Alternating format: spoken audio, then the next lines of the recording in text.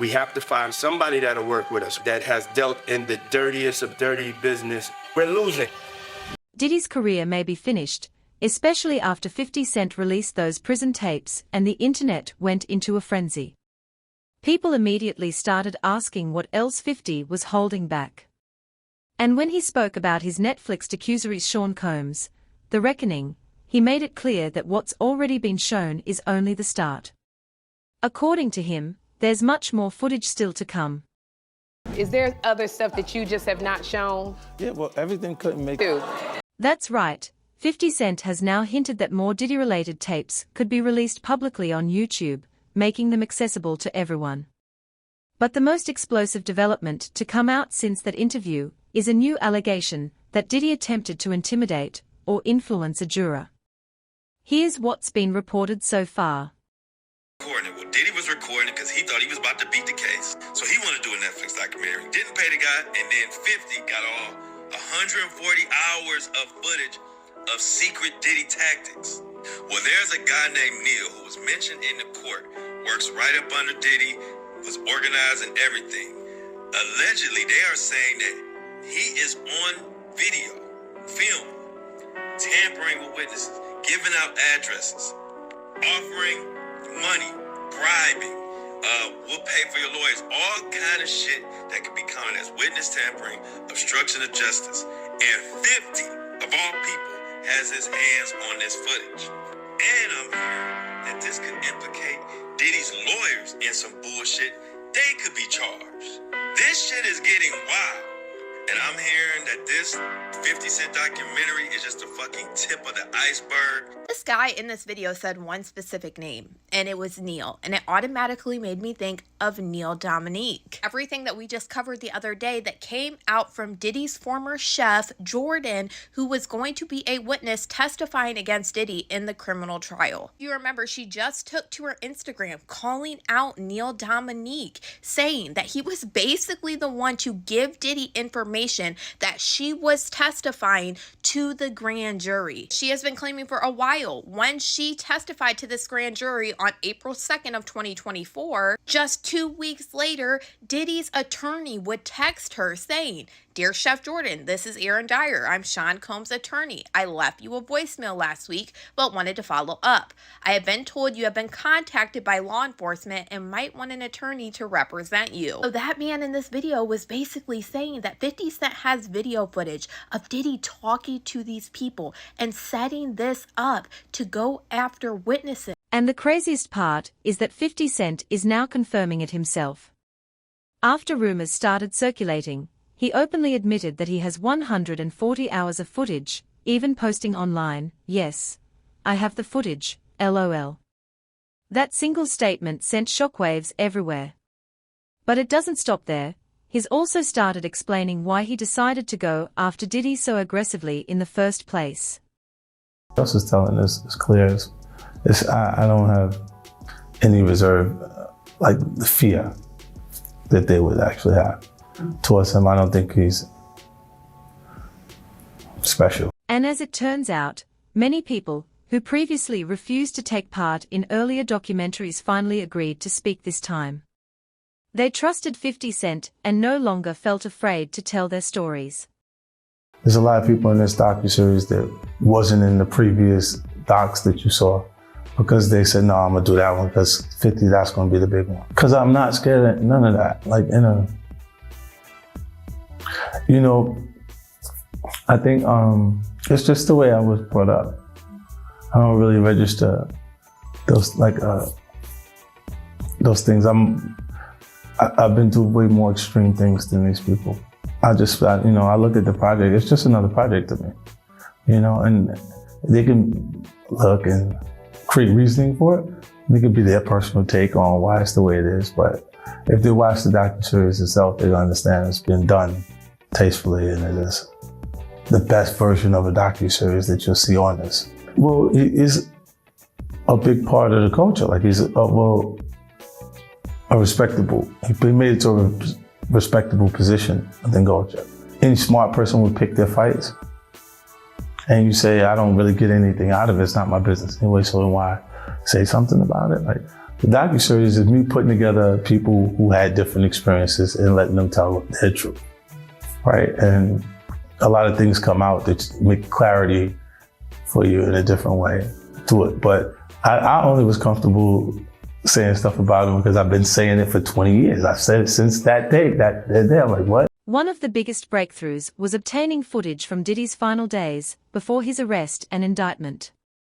Seeing that raw, unfiltered material for the first time was reportedly explosive and deeply shocking. According to 50, that was really fascinating. A journalist would ask that, but a journalist would also say, I'm gonna keep my sources secure, but but I got it. They can blame it on me that it's that. I think he's gonna actually like the project. He's gonna see that it was done fair, the perspective. Because he's gonna see too many people or he'll be consumed by what his personal experience was with each individual that's saying things about him because he lived these things. She's gonna understand it. You can interview her following that and I'll do the interview with her. I'll make sure I put it together. Yeah, because I had communications with her to understand it, what's going on. And even though she's not in the docuseries, it was important I spoke to her to understand how things transpired. The husband, I spoke to him away from her, separate individual communications. And see, things kind of match up. Like when people say things, I go, oh, okay, I hear what you said. But when you hear things multiple times from people, different people, it kind of rings true to you. He got old real fast. His hair was jet black, like mine. And the next day, he was like a full. All I saw from was the raccoon pictures from the courtroom. When they drew him, it was looked like a raccoon. Just like that, 50 Cent stepped back into the spotlight, armed with what he values most: receipts. Real evidence. He's made it clear that if you're not documenting your rival's downfall, you're not even playing the same game. 50 has also spoken about why so many A-listers in Diddy's inner circle have stayed silent. For years, he says, he quietly gathered information, patiently waiting for the right moment. Now, with Diddy behind bars and reportedly clashing with his legal team, that moment has arrived. Despite attempts by Diddy's lawyers to shut it down, calling the documentary unlawful and pressuring Netflix to pull it, the project continues to gain momentum. One notable absence from the documentary, however, is the death of someone once very close to Diddy, his former bodyguard, Anthony "Wolf" Jones. Gene Deal recently criticized the series for leaving Wolf out entirely, and has alleged that Diddy played a role in what happened. According to Gene, the East Coast-West Coast rivalry did not begin over Big Jake's murder, as some narratives suggest, and Wolf was not the gunman involved, something he claims insiders have long known. Wolf, who oversaw security and coordinated operations for Puff, was reportedly very strict about safety and had made it clear he would not travel without full protection. Gene says Wolf warned several people, including Puff and Kirk Burroughs, that he would not move forward without proper security in place. And Kirk Burroughs, nobody should go out there at all. Tragically, Wolf lost his life while protecting Puff and managing security duties. Gene stressed that this crucial part of the story, including Wolf's ties to BMF, was entirely omitted from the documentary. So, to the next. Gene's point is straightforward: Wolf's death wasn't a random accident, or a minor footnote.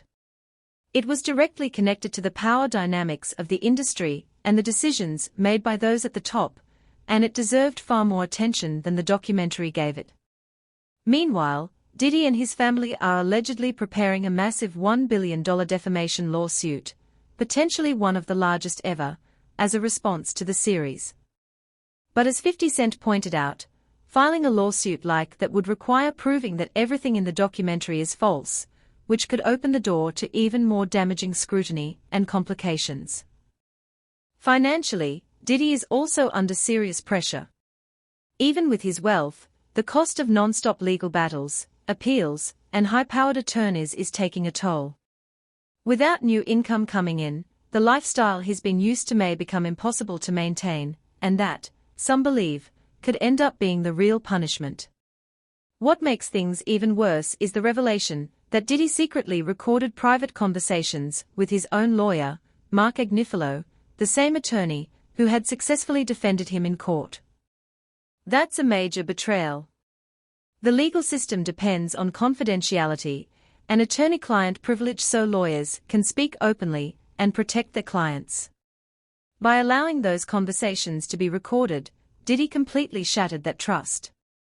Mark Garagos, who is my co-host on Two Angry Men, he's represented Diddy for years, and his daughter is part of the Agnifilo defense team, and he was involved in all of this. So in this past weekend's podcast, I pushed him to find out how Agnifilo really feels here, and Mark kind of skirted it some, but I think you get the sense. Diddy knew that Mark was being recorded, but Diddy didn't tell Mark.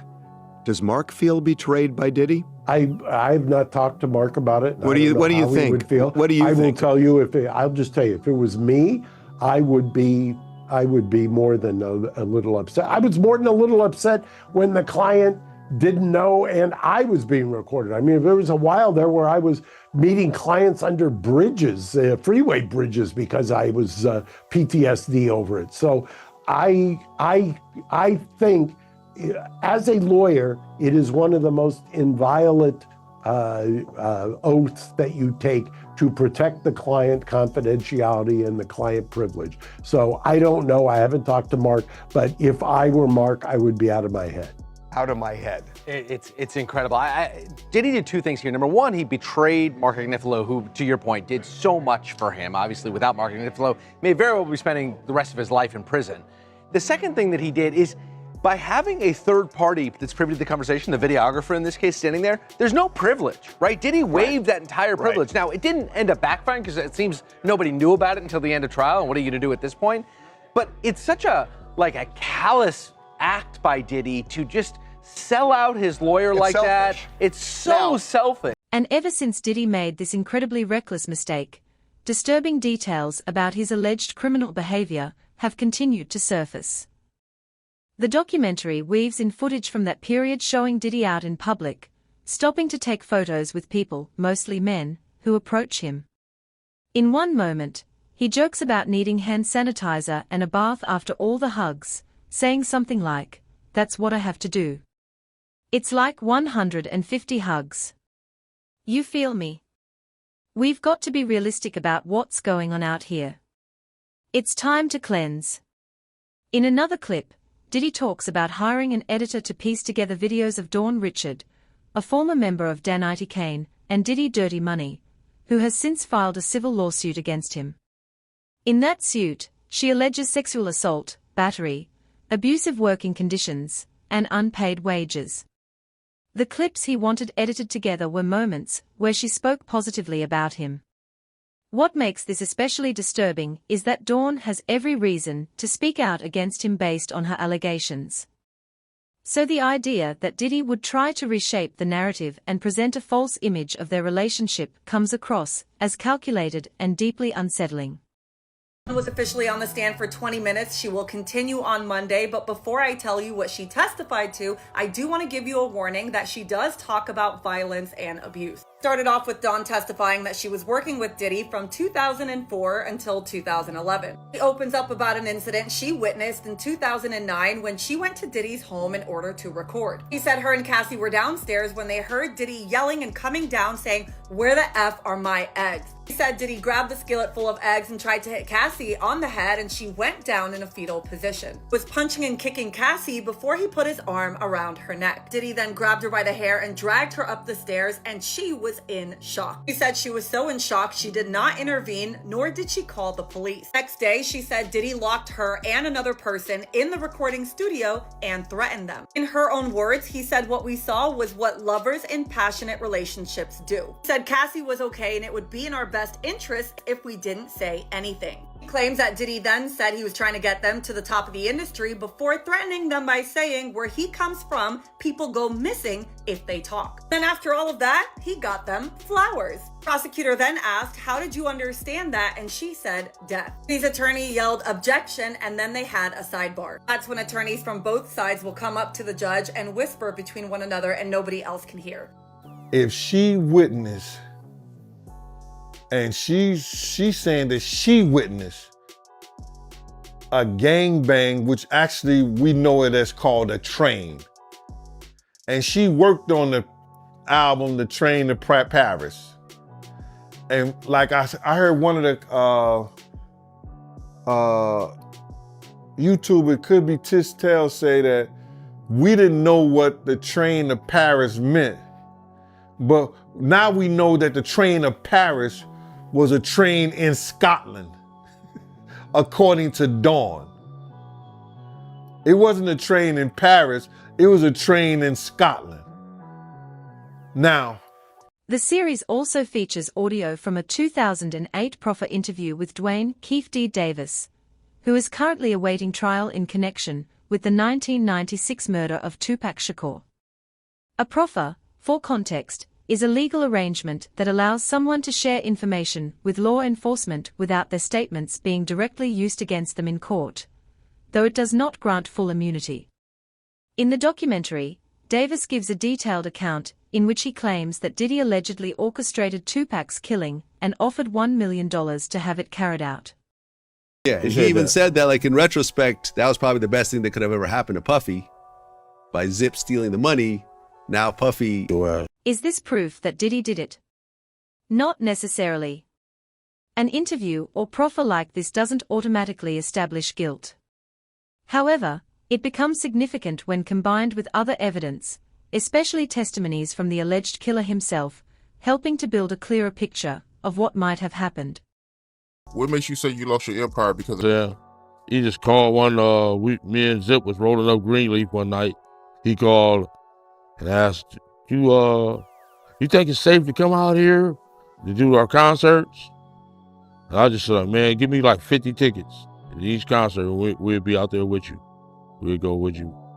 We went to the concert in San Diego, went to the concert in Anaheim, Irvine Meadows, and the one in Las Vegas with them. Yeah, and back then they was just a startup coming up. You know what I'm saying? They didn't really have no money like that. We were balling. We was the bosses.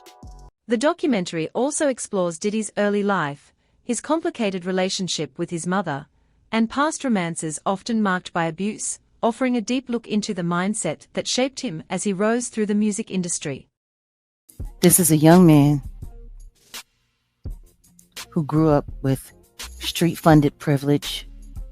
After his father passed away, it's very clear that his mother kept on hustling and kept hanging around hustlers. Tim Dog has described the parties in the house: pimps, hoes, hustlers, models, basketball players. You got that kind of crowd. There's got to be a drug dealer or so there. Alcohol everywhere. There was a stage built in the living room, and they were asked to perform as kids. I mean, like, this is how he grew up. It was almost if he was designed to throw the parties that we'll later hear about. From the white parties to the parties overseas, with very, very, very, very, very interesting things happening there, all the way to the freak-offs. It's like Sean Combs was in a never-ending party his whole life. Now, from a boy being draped in chinchilla to a boy running around the streets promoting parties, interning for Andre Harrell before he got a paid position. I mean, his life was like a whirlwind. It was almost like he was in too much of a rush to grow up. I mean, even the way Andre Harrell said he bullied his way into his home, coming up with some story about a fight between him and Janice and how he couldn't live with his mom anymore. The next thing you know, he's living with Andre. Now I'm going to be very honest with you. In my opinion, I do not believe they were just roommates. I do not believe this was just a mentor-mentee relationship. In my opinion, from rumors that I've heard, from some things that might have been lost along the way, there was a much closer relationship between Andre and Puffy. The documentary also highlights a recurring pattern of Diddy being entangled in risky, legally and emotionally charged situations, yet somehow always emerging unscathed. Taken together, these revelations paint a portrait of Diddy as a deeply troubled and dark figure who willingly perpetuated a cycle of trauma, causing harm to numerous innocent people along the way.